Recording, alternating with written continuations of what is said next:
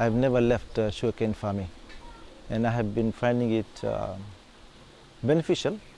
Regarding, I had children after my marriage, 3 children, all grew up here, and it so happened that with the help of the school salary that I was getting, it was not enough. So I continued with my sugarcane farming, which helped me a lot to continue with the upbringing of my children. So they went up to university, the 3 of them. They have been through all the benefits that we have got from this cane farm.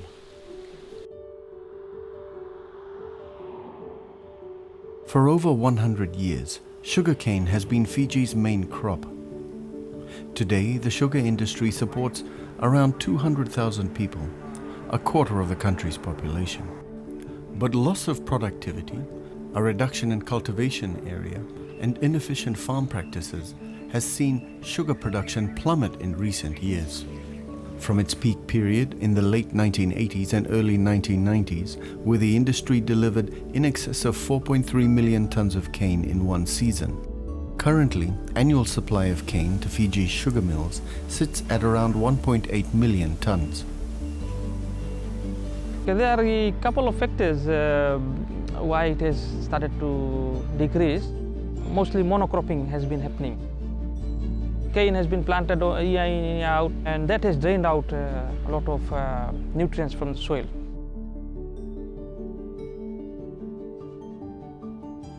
Sugarcane grows well in soils with pH levels between 5.5 and 6.5. Anything outside this range inhibits the activity of soil microorganisms as well as the plant's ability to absorb essential nutrients like nitrogen, magnesium and calcium. But in recent years, 43% of Viti levels and 90% of Vanuatu sugarcane belt areas have recorded soil pH levels below 5.5. In the CSR time, there was the application of coral sand in the soil. That was compulsory for the farmers. But when it was taken over by us, the same has slowly, gradually declined and then stopped. And not much was done on this soil health. So we are now seeing that a lot of soils are acidic. To restore pH balance in the soil, the application of agricultural limes like coral sand, lime sand and limestone are essential.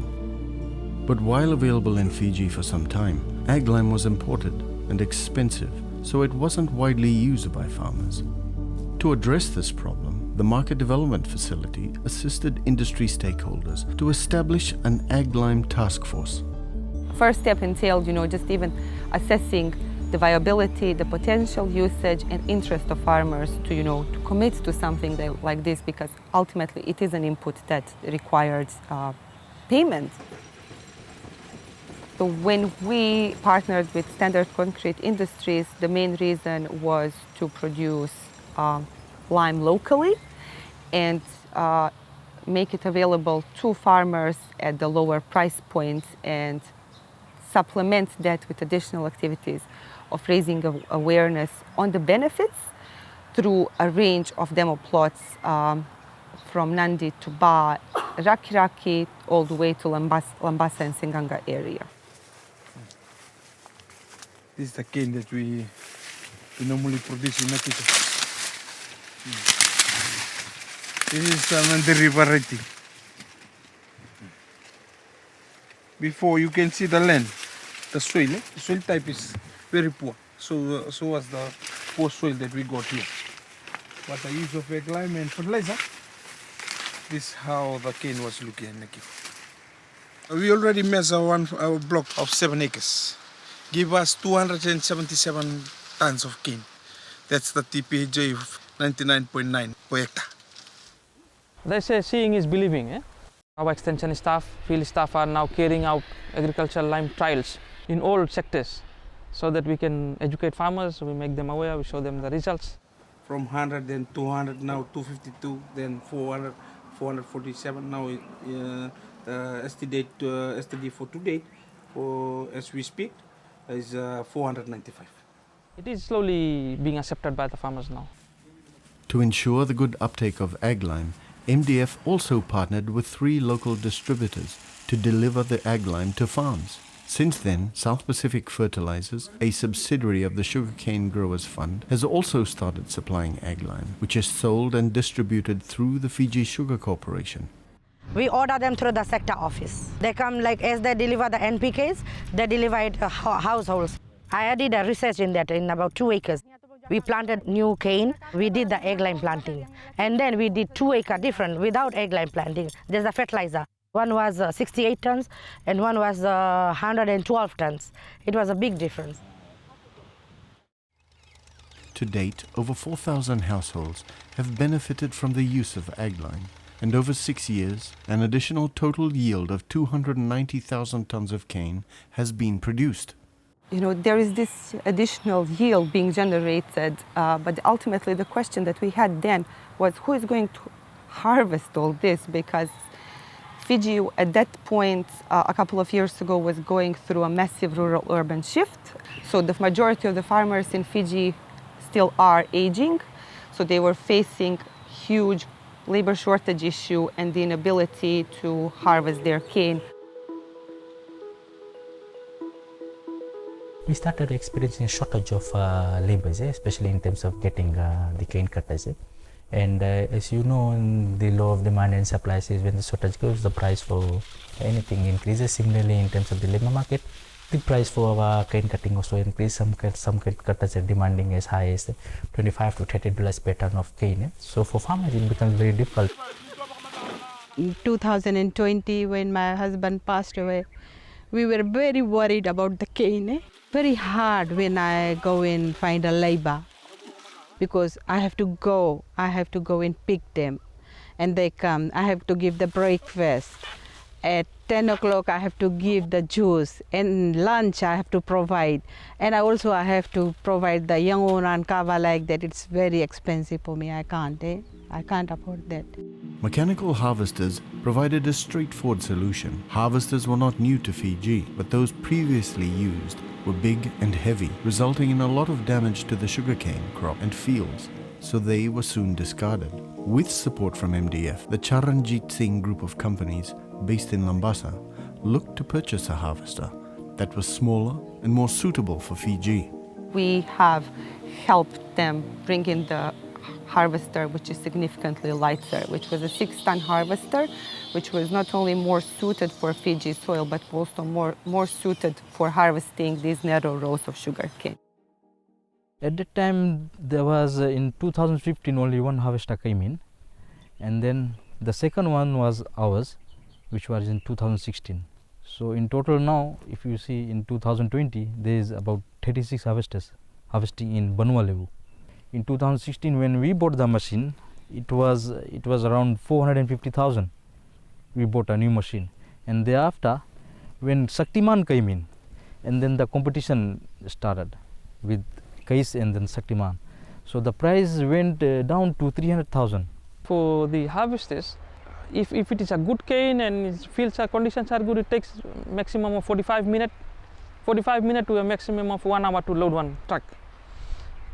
But for manual, it will take about 8 laborers to harvest half day and then load. And they have the maximum they will do a load or 2, in comparison to a harvester which can do, if everything is okay, up to 150 tons a day. The increasing demand and clear benefits experienced by farmers resulted in the Fiji government partnering with the Fiji Development Bank to help finance the purchase of mechanical harvesters. The government will meet around 1/3 of the cost as a deposit to the loan for the financial institutions. It can be any financial institution provided they are willing to pay. But I must thank Fiji Development Bank has come ahead with us, and they have said okay, they are willing to work with the ministry and to take this government initiative again.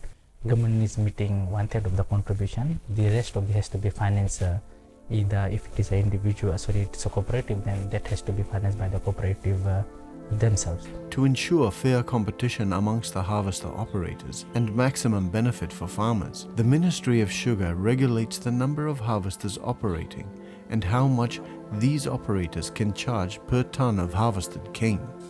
So if we overcrowd that if we bring more excess of harvesters in the industry, then there will not be enough cane to cut and make payments or make their repayments to the banks. So So we are very careful in terms of doing all this here. Now as I speak, we have I think around 90 harvesters. This is my third year I'm harvesting here. FDB Bank and Growers Fund was really helpful, so I took a loan. Sugarcane is money. It's making me money, like I'm harvesting on a 1750 per ton, and then out of the 1750, the $12 is given to the FDB Bank for the loan recovery, and then out of that, the rest over $5.50 is to be expense of my workers and the fuel cost, like that. But after 5-7 years of repayment, those things, like I'm earning about 100,000-200,000 in 6 months. So one day my brother-in-law, Shamim, called from New Zealand, and he said, Bhabi, you don't worry, because I arranged one lady, Mrs. Khanna.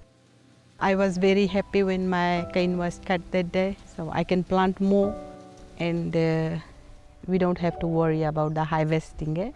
Around 35% of sugarcane is now harvested using these machines, and their introduction has opened up new business opportunities for companies to modify cane transport trucks to adapt to the new harvesting method.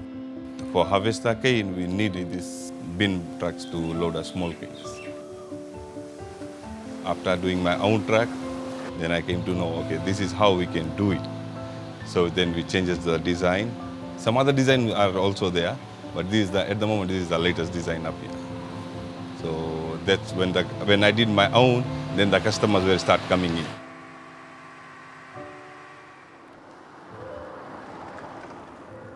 The competition between Case and Shaktiman harvesters made harvesters cheaper to buy. And as the number of harvesters operating in the country grew, so too did the demand for spare parts and after-sales service. You can see here we got a lot of parts here, and also we have supplied some parts to this case machines too, because we feel that never mind which machine, whether case one or the Shaktiman, we are there to service people and provide the service best. And the farmer has to cut the cane and sell to the FSC. So we are there to support everyone. We have very reasonable price, we have very low price compared to the other people who are selling it. You can compare the prices for that one. So major parts, there may be some variations, but a lot of parts we have got it here, we are selling at a very minimum. If these harvesters, these mechanical harvesters were not in our country, if they were not available, then I think the industry would be on the verge of collapse. So now what is actually is happening, people are concentrating on plantation and cultivation of the farm, and harvesting process lies on the harvester side. So that gives much of relief to the farmers too. While we have helped the people on the flatland areas, we would not. We were also been very much working towards helping the people on the farm hill or hilly areas, so that they also realize the equal benefit what the flatland farmers are getting. I'm happy to say that very soon we are going to have a little bit more modernized harvester that has a track at the back. So it's a semi-track harvester. It has 2 wheels in the front, no track at the back. That will be harvesting cane in Lambasa, and I think it can go up to 15 degrees or more than that slope. It won't be long. We will be cutting I think more than 50% of our cane with the harvesters.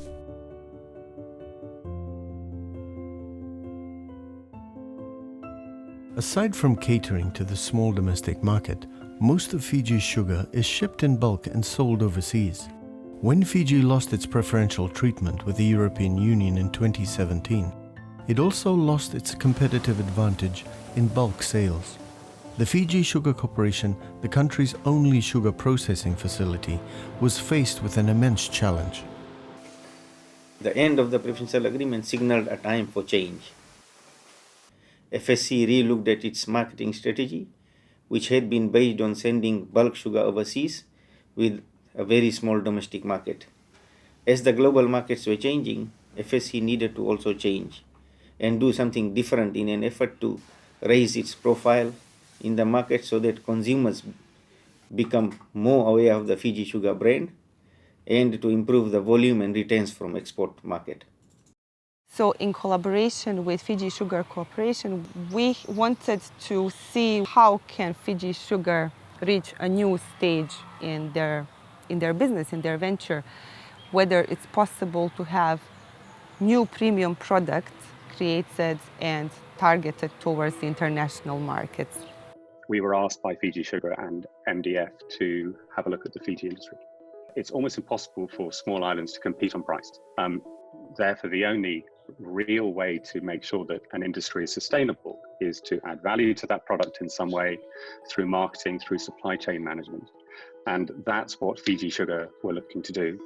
We did a lot of research. We spent about 3 months and interviewed 490 people in New Zealand and Fiji to understand which of the concepts we developed they preferred, and then we modified the final concept on the basis of that, created a brand which everyone was happy with and which we could then sell to supermarkets.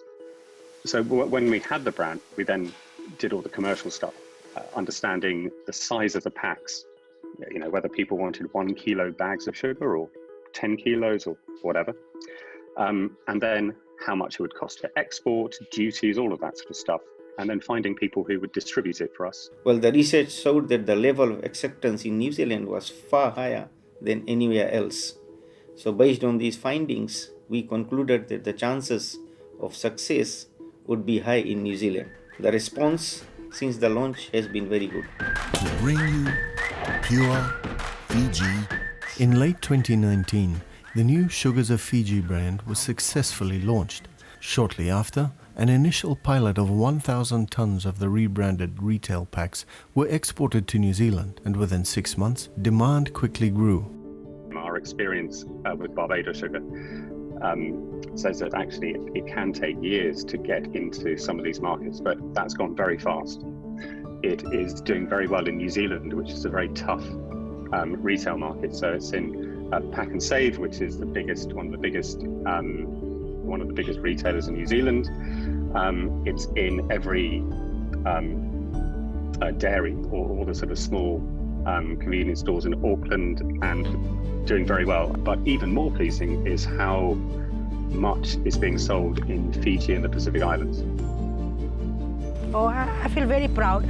First of all, it's a thank you to overseas countries who are buying sugar and our products, whatever we produce from here. The partnership created was a model for us, and we appreciate the support we got. We look forward to continued support going forward as we build the new brand. It's important to note that these three innovations closely linked to each other, and without doing one, we wouldn't have an entry point into doing another one. The success of this story has been achieved by many different stakeholders, from farmers themselves who have decided to use all these inputs, from Fiji Sugar Corporation, who decided to take an immense risk both by soil enhancers and mechanical harvesters and branding and entering completely new markets, to players such as truck modification companies who have, taken an immense risk to, adapt their offer.